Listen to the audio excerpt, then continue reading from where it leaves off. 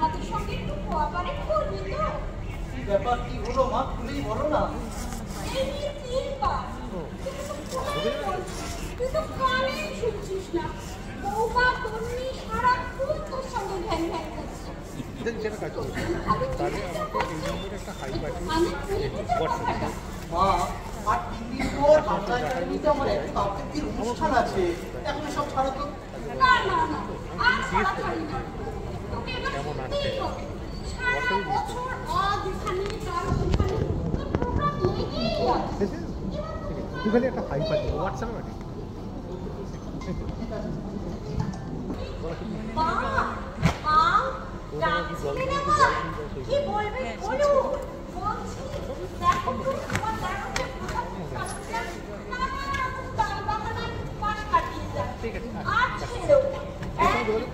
ঠিক বলেছেন মা।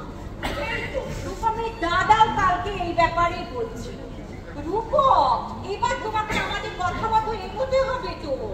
যদি যাবো না ফোন করে বল, আমার তারা আছে। সবসময় ওসব অজুহাত চলবে না রূপম।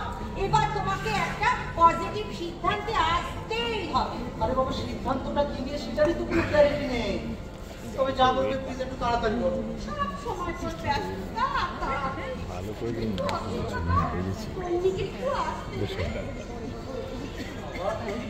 দাঁড়াও দাঁড়াও, তুমি আসুনটা ওই তো তুমি আসো। ওর হাতেই আছে তোমার সিদ্ধান্তের চাবিকাঠি। চলে এসেছি মঞ্চপ্রস্তুত, তাহলে সোজাসুজি আমরা টপিকে চলে যাই।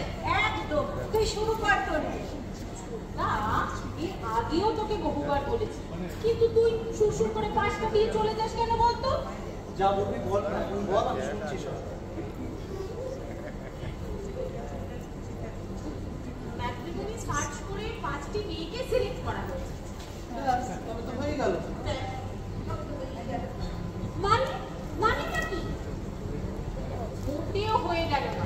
এবার তুই ফাইনাল করবি কোন মেয়েটিকে তোর পছন্দ, সের উপরে তোর কনসেন্ট দিবি। 5টি মেয়েকেই তোর পছন্দের তালিকায় রাখবি না। আরে বাবা, রাখলেই বা ক্ষতি কি বলতো? দ্রৌপদী একটা মেয়ে হয়ে যদি 5টি পুরুষকে ক্যারি করতে পারে, আমি ওই যে যুগের ছেলে হয়ে 5টি কন্যাকে সামলাতে পারবো না বলছিস? কি বলছিস? আমি চললু, তোমরা দেখো ওকে বোঝাতে পারো কিনা। একেবারেই ছিল না। রূপম, সবসময় তুমি এত ক্যাজুয়াল হয়ে রাখবে। মা বাবা টেনশন করছে, আর তাছাড়া পাত্রীর অভিভাবকরা সমানে ফোনে যোগাযোগ করছে। বাবাকেই তো সব অ্যাটেন্ড করতে হচ্ছে। ফাইনালি কিছু বলতেও পারছেন না। ব্যাপারটা কিরকম এমব্যারেসিং বুঝতে পারছিস? বুঝতে পারছি। তুই এক কাজ কর, যে ডিটেলসগুলো জোগাড় করেছিস এক এক করে বলে যা, আমি শুনছি। বৌদি, তুমি বলবে না আমি বলবো? না না, তুই বল। বাবা, আজকে যেরকম হচ্ছে একটু বেশি সিরিয়াস। বলছি শোন, তবে মল্লিকা MBA, বিখ্যাত MNC গ্লোবাল প্রজেক্টে কাজ করে। বাবা মার একমাত্র সন্তান, বাড়ি টালিগঞ্জ। এগিয়ে যা, এগিয়ে যা। Next. Falguni research scholar, associate professor at কবিতা, ব্রন and water bag, Santiniketan, doctorate. ব্যাস ব্যাস, পেয়ে গেছি। আমার জীবনের আরাধ্যা কবিতাকে আমি পেয়ে গেছি। বা আমাকে বলে দিস, একেই ফাইনাল করলাম।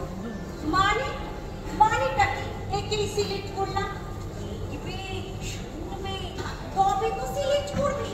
আরে বাবা, বেশি ম্যাচ করা চাই। যাকে বলে কিনা মানসিক বোঝাপড়া। দেখলে না, শুনলে না, সিলেক্ট করে ফেলছো। তুমি কি গো?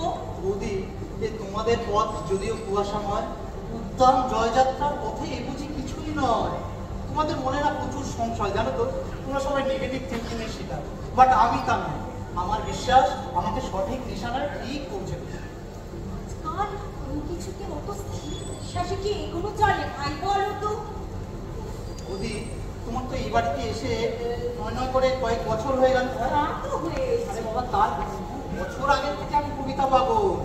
তুমি জানো, সেই ছোটবেলা থেকে কবিতা পাঠ করে আমি কত পুরস্কার, কত মেডেল পেয়েছি। হ্যাঁ, তাই তোমরা নির্বাচন করেছো, তাকে আর দেখে নেওয়ার কিছু নেই। তুই শুধু কবিতা পাগল, তুই টোটালি পাগল। দেখো ভাই, পয়েন্ট হচ্ছে এই বিবাহ নামক বস্তু। তিনাকে নিয়ে জুয়া খেলা করা যায় না। কি ছেলেদের ক্ষেত্রে, কি মেয়েদের ক্ষেত্রে, ভাবি জীবনের ব্যালেন্স পুরোটাই নির্ভর করছে এই লাইফ পার্টনার সিলেকশনের উপর। ক্ষমা করো মোরে, আয়োজনহীন পরমাদ, ক্ষমা করো যত অপরাধ। আমি চললুম। আরে এই দাঁড়াও রূপম, এই তন্নি ধর।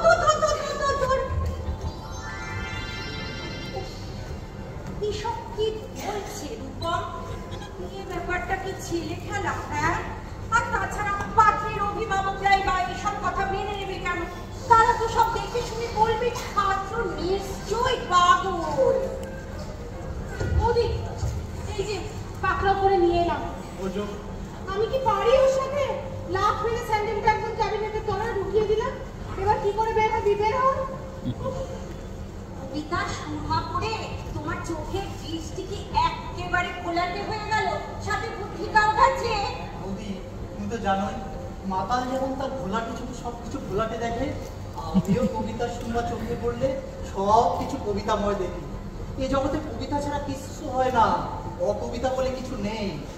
তাই তোমরা যে মেয়েটিকে নির্বাচন করেছো সেটাকেই ফাইনাল করো, আর দেখে নেওয়ার কিচ্ছু নেই। সেই আমার নির্ভরতা, সেই আমার ভালোবাসা, সেই আমার প্রেম। তুমি জীবনের বাস্তবতাটাকে একদম পাশ কাটিয়ে যাচ্ছ রূপম, আবেগে ভাসছো। ছোটদা, তোর চান্স 50-50। মানে তোর বিশ্বাস যদি ক্লিক করে যায় তবে এ হয়ে উঠবে তোর জীবন কবিতা, আর বিশ্বাস যদি মার খায় তবে তোর জীবন হয়ে উঠবে গদ্যময়। জীবন ঘোর যন্ত্রণা, লাইফ একেবারে হেল, অপরিসীম ক্ষতি। আরে বাবা, আমি কোনো লাভ ক্ষতির অঙ্ক করছি না রে। কবিতা হলো একটা উপলব্ধির ব্যাপার। প্রেম আসলে কবিতা আসে, আবার কবিতা আসলেও প্রেম আসে। আরে বাবা, জীবনের সফলতা, ব্যর্থতা, বিরহ, বিচ্ছেদ সব কিছু কবিতা হয়ে আসতে পড়ে। তাই কবিতা নামে এরকম কাটাছেঁড়া করা ঠিক নয়। দেখো ঠাকুর, জানো আজকাল লোকের জীবনে অ্যাকাউন্ট খুলে কত জালিয়াতি কারবার চলে এসব নিয়ে। হ্যাঁ, তবে কি নেই? নিশ্চয়ই আছে। তবে সব দেখে শুনে বুঝে নেওয়ার দায়িত্ব যার যার নিজে। আমি জানি সব জানি। তাই বলে একটা মেয়েকে এই কবিতা পেয়ে ধরো এই সামনে দাঁড় করিয়ে জরিপ করতে আমায় বলো না প্লিজ। বুঝলুম না ছোটদা, সব বুঝলুম। তুই আবার কি বুঝবি?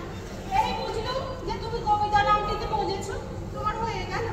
দেখ তন্নি, কবিতা কোনো ভালো মানুষকে খারাপ করেছে তা নয়, আবার কোনো খারাপ মানুষকেও ভালো পথে নিয়ে গেছে তাও শুনিনি। তবে তুই কবিতা করে পাগল হচ্ছিস কেন? বাবা, তুই বলতে চাইছিস এত কবিতার কি প্রয়োজন? আরে বাবা, কবিতা হলো কবিতা প্রেমীদের জন্য মনের শান্তি, প্রাণের আরাম। আর সেই যে একজন আছেন যার পদপ্রান্তে দাঁড়ালে অঞ্জলি পূর্ণ হয়ে যায়, তার রচনা কিন্তু হয়ে আছে। তুই এসবের কি বুঝবি বলতো? সারাদিন শুধু হোয়াটসঅ্যাপ আর ফেসবুক দিয়ে দেয়। দেখ ছোটদা, ভালো হবে না বলে দিচ্ছি। রবীন্দ্রনাথকে শুধু তোর একা, রবীন্দ্রনাথ আমাদের সব বলে। ওকে কবিতা প্রেমী, তার অভিনয় একটু বেশ, তাই বলে তুমি তার সাথে এই ম্যাট্রিমনির কবিতাকে মেলাচ্ছ? আমার মনের সাধনা যে কবিতা, সে হয়তো এর অন্যতা হতেই পারে না। এসব কি শুনছি রূপক? তোমার মায়ের মুখে সব শুনে আমি তো কিছুই বুঝতে পারছি না। তোমার গতি ওর বুদ্ধির মাথা কি একেবারে খেয়েছো? আর বেশ হয়েছে, এবার কি কৈফিয়ত দিবি দে? বাবা, আপনি ভাবছেন যে আপনি একটু বসুন, আপনি একদম চিন্তা করবেন না, আমরা আছি তো, আমরাই তো কি সব বোঝাচ্ছি। হ্যাঁ, সে তো সবই তোমার শাশুড়ি মায়ের মুখে শুনতে পাই। বোঝানো তো কম হচ্ছে না, তাও তো তোমার আল্লাহকে দাও বাদ মানছে না। ওর জন্য এই বয়সে আমাদের আত্মীয় গুরু। না না বাবা, আপনি একদম বেশি চিন্তা করবেন না। এবার আর আমরা হাল ছেড়ে দিচ্ছি না। আর তাছাড়া ও যা বলবে আমরা কি মেনে নেবো নাকি? হ্যাঁ বাবা, তুমি এখনই এই ব্যাপারটা ঢুকতে গেলে কেন? আমরা আগে লোয়ার কোর্টে কেসটা জিতি, তারপরে না হয় হায়ার কোর্টে, অর্থাৎ শেষমেশ তোমার কাছে আমি হবেই। হ্যাঁ বাবা, তুমি কি বলেছো? ওরা না শুধু চিন্তা করছে, জানো তো? এই মাও তাই। আরে বাবা, আমার কি ফিলিংস বলে কিছু নেই? এই পারিপার্শ্বিকতার চাপে সবকিছু হারিয়ে যাবে এভাবে। ভাবতে অবাক লাগে যে তুই একটা উচ্চ শিক্ষিত ছেলে, খুব বড় কোম্পানি উচ্চ পদে আছিস। এই ধর কবিতা নামে যদি আমি আর ইমেজ বের করে রাখতাম, তখন তুই কি করতি বল? নামটাই বড় হলো। ঠিকই বলেছো বাবা। বাবা, আপনি ভেতরে গিয়ে বিশ্রাম করুন, আপনি আর চিন্তা করবেন না। এবার আর আমরা হাল ছেড়ে দিচ্ছি। হ্যাঁ, তাই করো, কিন্তু যা করবে তাড়াতাড়ি করো। মেয়ের অভিভাবকরা আমাকে সারাক্ষণ ফোন করে, আমি কি যে বলি তাদের। তাই তো বাবা, তুমি বরং মেয়ের অভিভাবকদের পরিষ্কার জানিয়ে দাও যে আমরা সঠিক সময়ে আমাদের সিদ্ধান্ত জানিয়ে দেবো। আসলে কি জানিস মা, ওদের তো গরজ থাকবে। এখন ওই দেশে বিবাহযোগ্য কন্যা ধরা থাকলে বাবা মার ঘুম এমনিতেই উড়ে যায়। এরপর তো তোকে নিয়ে আমাদের যত চিন্তা শুরু হবে। আরে বাবা, এখন আমার কথা থাক, এখন আমরা শুধু ছোটদাকে নিয়ে ভাববো। তুমি বরং ভেতরে গিয়ে বিশ্রাম নাও, আমরা দেখছি এদিকটা। আবার কে হারালো? হ্যাঁ, তাই চাই। আবার কেউ হারিয়েছে? এবার তোমাকে কতগুলো সিরিয়াস বিষয় নিয়ে আলোচনা করি। দেখো, আমি বিয়ে করে এসে কত ছোট তোমায় দেখেছি। তুমি আমার কথার অবাধ্য হইও না। আমি বলি কি, তোমরা দুজনেই কোথাও একটিবার মিট করো, দুজন দুজনকে বুঝে নাও। একদম ঠিক বলেছো ছোটদা, তোর মনের মনে কোথায় কবিতা নামের যে ভাবমূর্তি ধরে রেখেছি, তার সঙ্গে বাস্তবে রক্তমাংসের কবিতার কতটা মিল রয়েছে সেটা জানা খুব জরুরি রে। আর আলোক করো না ভাই, ডেটিং ফিক্স করো। আরে তোমার গেস্ট পার্থ, সেদিন কথায় কথায় তো ওর সাথে এই ব্যাপারে আলোচনা করছিলাম। পার্থ, আরে ও সব জানে নাকি? ও তো নেটওয়ার্ক ভালোই ছড়িয়েছো দেখছি। আমার নামে কি বলা হচ্ছে? তুই আবার কোথা থেকে এলি? হ্যাঁ, তোমরা তো ভালোই জোট বেঁধেছো দেখছি। হ্যাঁ, এই আবার একজন এসে হাজির হলো। ও, ঘরে বাইরে এইভাবে চক্রান্ত চলতে থাকলে আমি তো বধ হবই। আরে কি কাণ্ড পার্থ ঠাকুর, একদম তুমি সঠিক সময়ে সাহায্য দিয়েছো। আরে যাচ্ছিলাম ক্লাবে, আমার নামটা কানে আসতেই তো ভেতরে ঢুকে পড়ল। পার্থদা, একদম ঠিক সময় এসেছো। তোমার বন্ধু ডেটিং এ যেতে ভয় পাচ্ছে। ছোটদা, তোর যদি ডেটিং এ যেতে ভয় লাগে তুই বল, সাথে আমি যাই। ফাজলামো হচ্ছে না? হ্যাঁ, ফাজলামো হচ্ছে। দাঁড়া দাঁড়া দাঁড়া, কেন এত পালাচ্ছিস কেন? পার্থ ঠাকুর, তুমি তো সবই জানো। তোমার বন্ধু মেয়েটির সাথে আগে একটিবার দেখাই করতে চায় না। কেন রে? ওই যে মেয়েটির নাম যেহেতু কবিতা, তাই ও ওকে মনের মানুষী হিসেবে একেবারে ধরে নিয়েছে। কেন সবাইকে ভোলাচ্ছ বন্ধু? সবকটা মেনে না, তোর কি এবার মাথায় বলো তুমি, বলো। আমাদের দলে নাম লেখা, আমরাও তো খবরটা করেছি ভাই, কতদিন হয়ে গেল। আর তুই কিনা আমাদের গ্রুপের হয়ে না। তোমাদের কথাতেই তো হ্যাঁ মিলিয়েছি বন্ধু। আবার এই সামনাসামনি দেখে নেওয়ার কি আছে বলতো? আর বাদ আছে, তাই তো। তোমার বোঝা তোমাকেই বুঝিয়ে নিতে হবে বৎস। আমরা কেউ এর জন্য দায়িত্ব নিতে পারি না। আরে বাবা, কবিতা নামের মেয়ে কখনো খারাপ হতে পারেই না। মানে ওই যে মেয়েটির নাম যেহেতু কবিতা, তাই রূপক তাকে একটিবার যাচাই করতে চায় না। বলো, এটা কি ঠিক? বলো। যেরকম মেয়েদের চিন্তা ভাবনা ছাড় বন্ধু, আর কাউকে ভোগাস না। এদিকের ডেটটা তাড়াতাড়ি ফিক্স করে দেয়। হ্যালো। এনাও, পার্থদা, আরে তোর চা এনেছি। চা কেমন আছিস তন্বি? ভালো আছি। তুমি ভালো আছো পার্থদা? হ্যাঁ, এই শান্তু কাকিমা কেমন আছে? ভালো আছে। অনেকদিন পরে এলে পার্থদা। অনেকদিন পরে এলে। চাটা খুব ভালো হয়েছে। আশীর্বাদ করি তোর যেন ভালো বিয়ে হয়। পার্থদা, এরকম বলে আর কখনো চা দেবো না। ঠিক জানো, এখন জানো না? হ্যাঁ, বলো, ভালো যেন একটা চাকরি হয়। আচ্ছা বেশ, দাঁড়া। কথা তাই ঠিক আছে বন্ধু, চলি রে বৌদি, চললাম। তোর ভালো চাকরি করছিস, আসি। এই পার্থ, তাহলে আমি ক্লাবে যাবো, ওদের বলে দিস। ঠিক আছে হ্যাঁ। হ্যাঁ, তুমি বল কি বলছিলি ডেটিং ফেটিং এর ব্যাপারে? ফিক্স কর তবে, আর কি করা যাবে। Mission success, hurray! হ্যাঁ বৌদি ফিক্স করো। থ্যাঙ্কস টু পাত্র। সেই মানলি আমাদের কথা তোর কাছে বিষ মনে হচ্ছিল। যাই মাকে গিয়ে শুভ সংবাদটা দিয়ে আসি গিয়ে। মা মা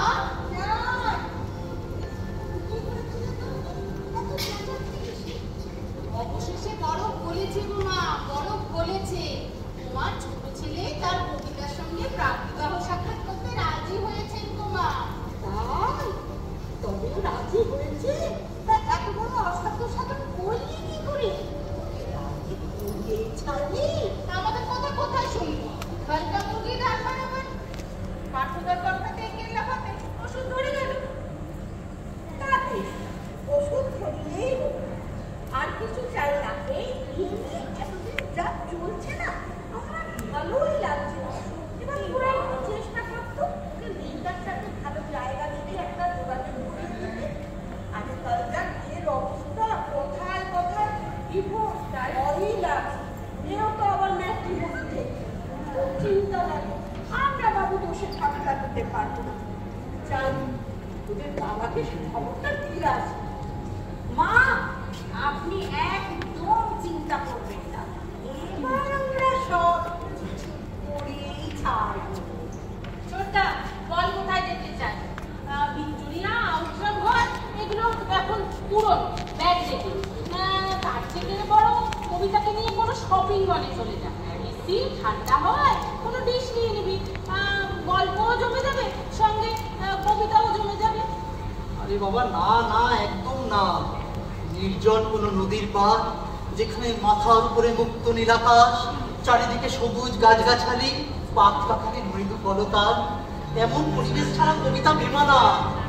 আরে শিওর তিনি এগুলো মানবেন তো? আরে বাবা মানবে মানবে, আমি জানি। কিন্তু কবিতা নামের একটা মাহাত্ম্য আছে না। আচ্ছা ঠিক আছে, আমি তাহলে কবিতার সাথে ফোনে কথা বলে নিচ্ছি, কন্ট্যাক্ট করে নিচ্ছি। তাহলে আগামী রবিবার বিকেলবেলা না সন্ধ্যেবেলা? বিকেলবেলায় করো। আচ্ছা ঠিক আছে, তাহলে আগামী রবিবার বিকেলবেলা। ঠিক আছে চল। হয় আমি আজ একা বসে নির্জন প্রাঙ্গণে। কি ব্যাপার, এত বিলম্ব কিসে? হাপার পারচুপ করলে বিলম্ব হবে না? শহর থেকে এত এত দূরে। ইস ছেলে জায়গা রে বাবা, ট্যাক্সি বলে পর্যন্ত বিরক্ত হয়ে গেছে।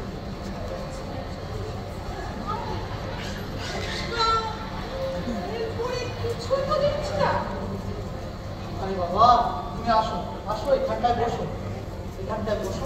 দেখো কেমন দেখো, নগরীর কোলাহল হতে দূরে শুধু তুমি আর আমি, নীরবে নিভৃতে গাঁথি প্রথম পরিচয়ের মালাখানি। আরে বাবা, আজকাল প্রথম পরিচয়ের জন্য নিভৃত নিরালা এইসব জায়গার প্রয়োজন পড়ে না। এটাও জানো না? এই তো সে আমার মাস্ত তো তোর রুটি হাজবেন্ড। সেটা এ নয়। এই কিছু কি বললে? আচ্ছা তোমার জামাটা মেয়ের কথা তো মনে হচ্ছে না, তোমার মেয়ের মেয়ে করছে।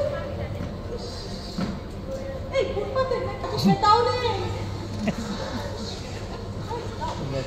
যাকে যা, এই যাবো তো কটা বাজে, এবার আমাকে যেতে হবে। এই ঘড়ি আছে তো নাকি তাও নেই? আলো যবে ভালোবেসে মানা দেয় আধারের বলে, সৃষ্টি তারই বলে।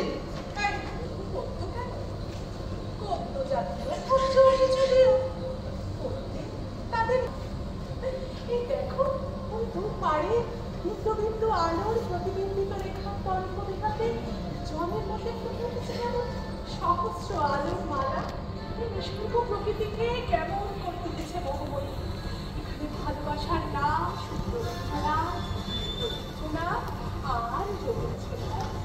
বাহ, আমি তো ভেবেছিলাম আমার সত্যি, আমি তো বুঝতেই পারছিলাম না যে তো সব পরিকল্পিত নাট্যাভিনয় নয়, সব কেমন ঘুরিয়ে যাচ্ছিল।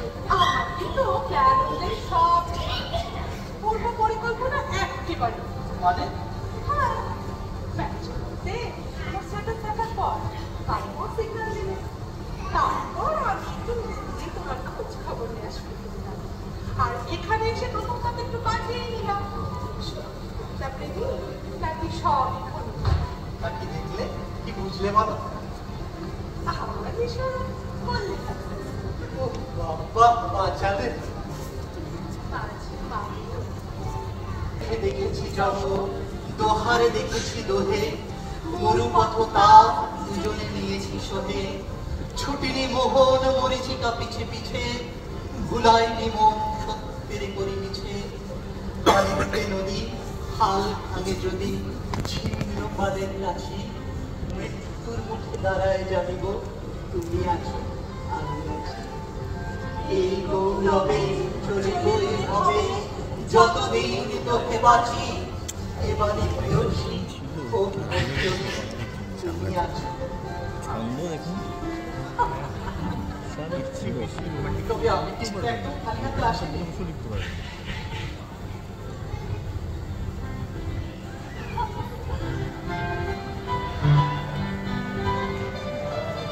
তোমার সঙ্গে বেঁধেছি আমার প্রাণ, সুরের বাঁধনে তুমি জানো না আমি তোমায় পেয়েছি অজানা সাগরে।